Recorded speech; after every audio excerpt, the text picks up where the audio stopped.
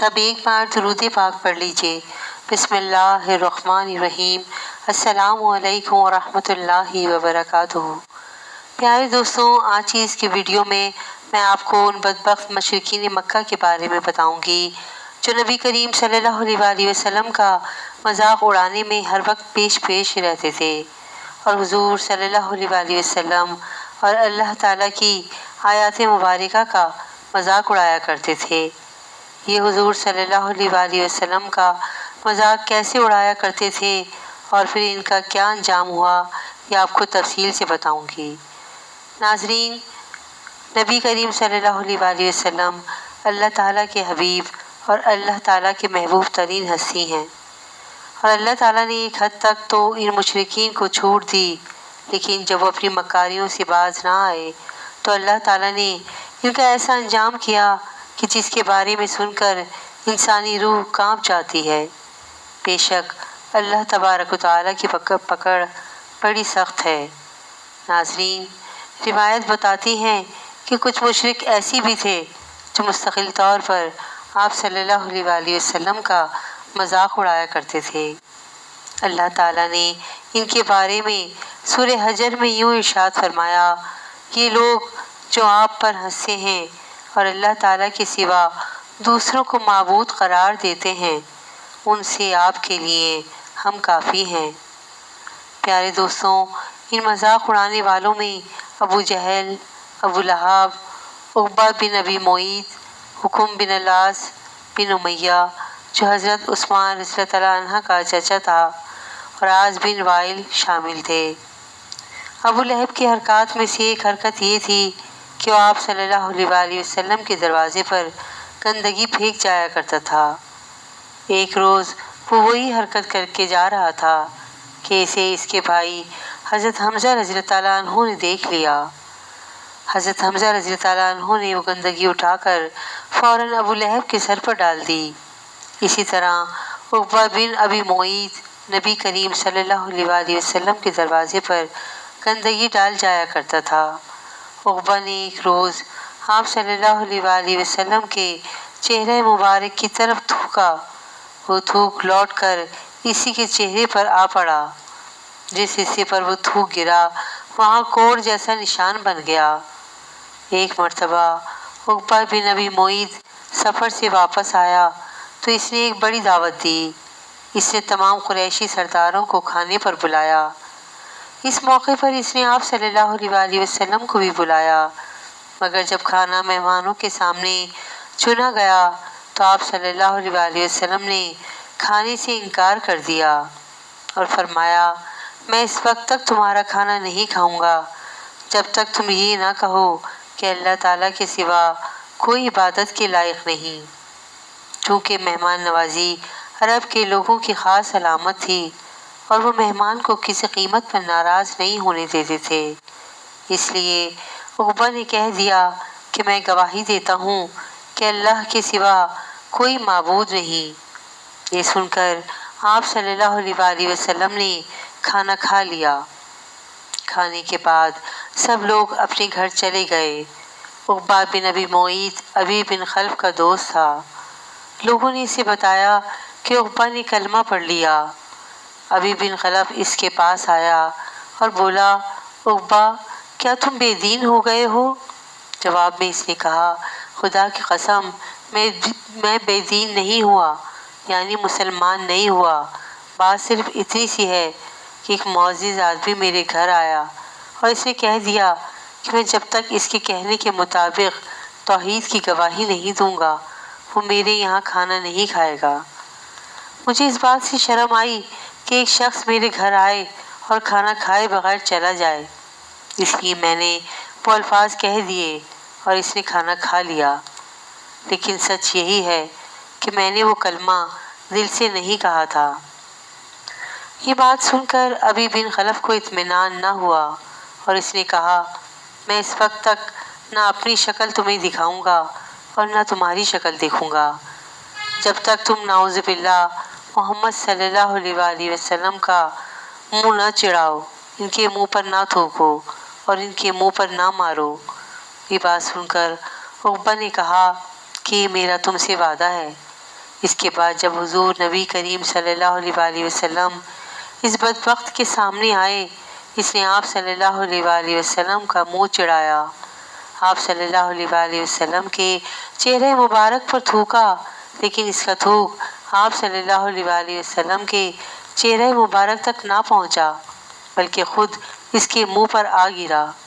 اس نے محسوس کیا گویا آگ کا کوئی انگارہ اس کے چہرے پر آ گرا ہے۔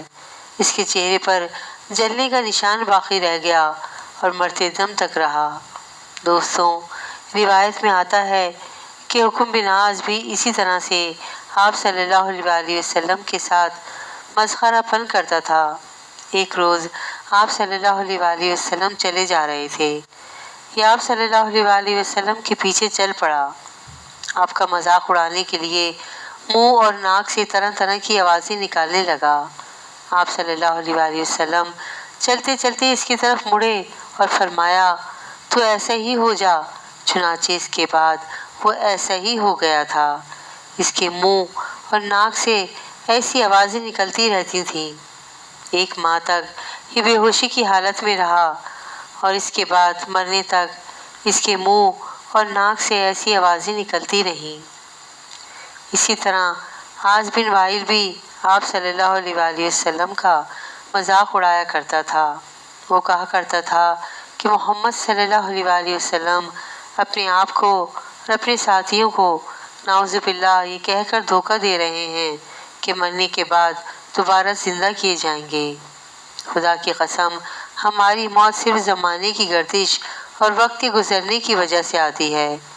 ناظرین، کہتے ہیں کہ انہیں مذاق اڑانے والوں میں سے ایک اسود بن یغوث بھی تھا۔ یہ حضور صلی اللہ علیہ وسلم کا ماموزاد تھا۔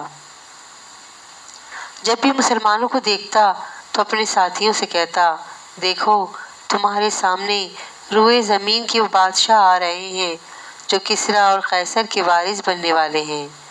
یہ بات وہ اس لیے کہتا تھا کیونکہ صحابہ کرام رضی اللہ تعالیٰ عنہم میں سے اکثر کے لباس پھٹے پرانے ہوتے تھے، وہ مفلس اور نادار تھے۔ آپ صلی اللہ علیہ وسلم یہ پیشن گوئی فرما چکے تھے کہ مجھے ایران اور روم کی سلطنتوں کی کنجیاں دی گئی ہیں۔ اسود آپ صلی اللہ علیہ وسلم سے یہ بھی کہا کرتا تھا، محمد صلی اللہ علیہ وسلم، آج تم نے آسمانوں کی باتیں نہیں سنائیں، آج آسمان کی کیا خبریں ہیں۔ دوستوں، کہا جاتا ہے کہ یہ اور اس کے ساتھی جب آپ صلی اللہ علیہ وسلم کے صحابہ رضی اللہ تعالیٰ عنہ کو دیکھتے تو سیٹیاں بجاتے تھے، آنکھیں مٹکاتے تھے۔ اسی قسم کا ایک آدمی نضر بن حارث تھا، یہ بھی آپ صلی اللہ علیہ وسلم کا مذاق اڑانے والوں میں شامل تھا۔ ان میں سے اکثر لوگ ہجرت سے پہلے ہی مختلف آفتوں اور بلاؤں میں گرفتار ہو کر ہلاک ہوئے۔ ان مذاق اڑانے والوں میں سے ایک حضرت خالد بن ولید رضی اللہ تعالیٰ عنہ کا باپ ولید بن مغیرہ بھی تھا۔ یہ ابو جہل کا چچا تھا۔ قریش کے دولت مند لوگوں میں سے اس کا شمار ہوتا تھا۔ حج کے زمانے میں تو تمام حاجیوں کو کھانا کھلاتا تھا، کسی کو چولہا نہیں جلانے دیتا تھا۔ لوگ اس کی بہت تعریف کرتے تھے، اس کے قصیدے پڑھتے تھے، اس کے بہت سے باغات تھے۔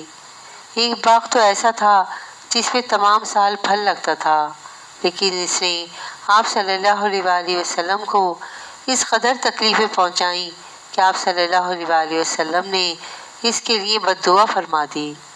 کہتے ہیں کہ اس کے بعد اس کا تمام مال ختم ہو گیا، باغات تباہ ہو گئے، پھر حج کے دنوں میں کوئی اس کا نام لینے والا بھی نہ رہا۔ ایک روز حضرت جبرائیل علیہ السلام آپ صلی اللہ علیہ وسلم کے پاس تشریف لائے۔ اس وقت آپ صلی اللہ علیہ وسلم بیت اللہ کا طواف کر رہے تھے۔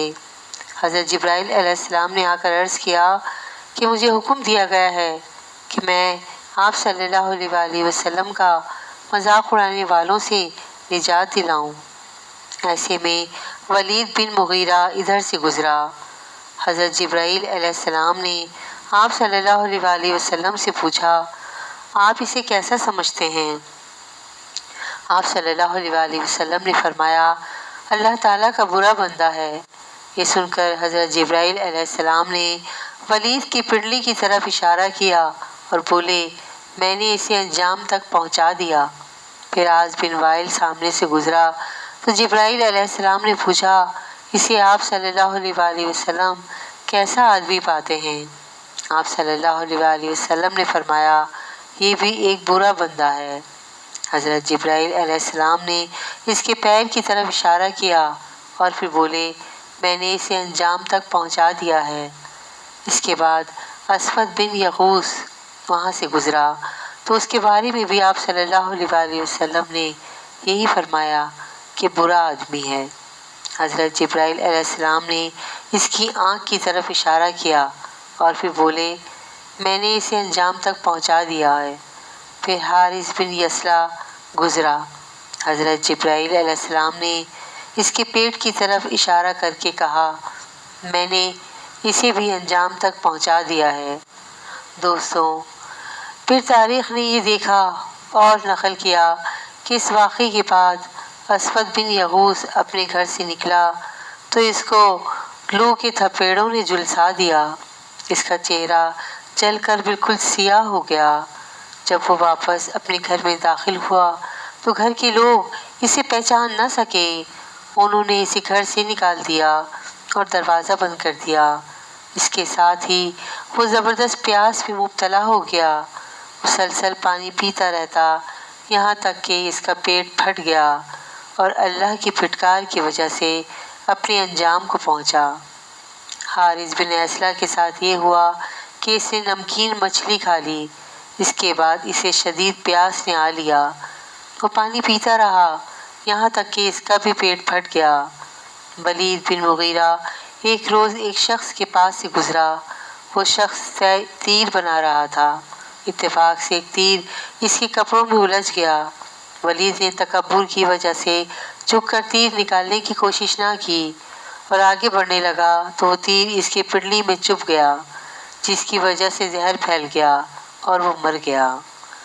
عاص بن وائل کے تلوے میں کانٹا چبھا جس کی وجہ سے اس کے پیر پر اتنا ورم آ گیا کہ وہ چکی کے پاٹ کی طرح چپٹا ہو گیا۔ اسی حالت میں اس کی موت واقع ہو گئی اور یوں جہنم واصل ہوا۔ استغفر اللہ استغفر اللہ استغفر اللہ۔ دیکھا پیارے دوستوں آپ نے کہ حضور صلی اللہ علیہ وآلہ وسلم کا مذاق اڑانے والوں کا انجام کتنا عبرتناک ہوا۔ اس لیے آپ صلی اللہ علیہ وآلہ وسلم کا مذاق اڑانے والوں جو لوگ بھی یہ سب کرتے ہیں ان سب کو نصیحت حاصل ہو اس واقعے سے کہ وہ اس واقعے سے سبق حاصل کریں۔ واقعہ پسند آیا ہو تو پلیز میرے چینل کو لائک اینڈ سبسکرائب ضرور کیجیے گا۔ جزاک اللہ خیرا کثیرا۔